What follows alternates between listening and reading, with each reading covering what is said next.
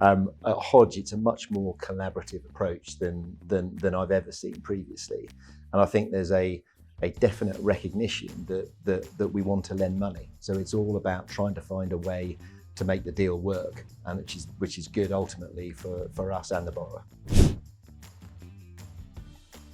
I think probably about what experience a developer needs to work with Hodge. We don't have a defined minimum threshold, and that's deliberate. It's by design rather than by default.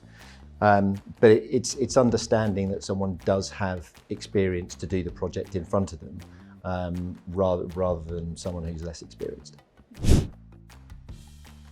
I think it's really important. If you get an application pack that is full of information, answers all the questions that we've asked, it really proves that the developer knows exactly what they're doing, but also provides us with comfort that their professional team really also understands the project and the developer.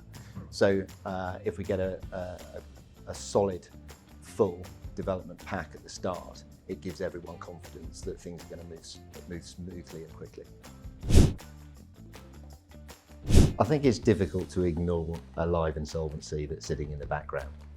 It's not something we see a huge amount of, but every now and then we do see it or we do find it. Most importantly, it's really important to raise it with us first, because in reality we will find it and we can then decide whether it's a problem or not.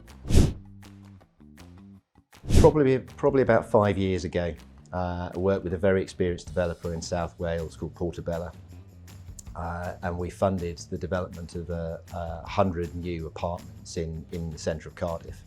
The really important bit for me was this is the first flatted scheme in a decade within the centre of Cardiff. It's a very different place now than it was 5 years ago, but the development went very well, and it was something that I'm very proud to have been involved in. So a good few years ago, I worked on the refinance of Bristol Port. It's unusual because of its size, both with regards to the size of the debt. I've never worked on anything of that size before, nor ever since. But actually the owners of Bristol Port had taken a very small port that they acquired in the 1980s and built it into something really, really impressive. So it was something that I'm unlikely to ever see again, but it was a great experience. So I think it's probably who we are. Now I appreciate that probably sounds slightly contrived, but the reality is that we're a small bank. We've got a very simple setup in the fact that we take depositors' money and we lend it out at a higher rate to that which we pay our depositors. But it's how we're owned. So we are owned 80% by a charitable trust, and that gives rise to our values. It has an impact on our behaviours, but also our appetite. And I don't know of any other funder that's owned like that, and it makes a big difference as to how we operate. So I think ultimately this is about how far it reaches and about awareness of what we do.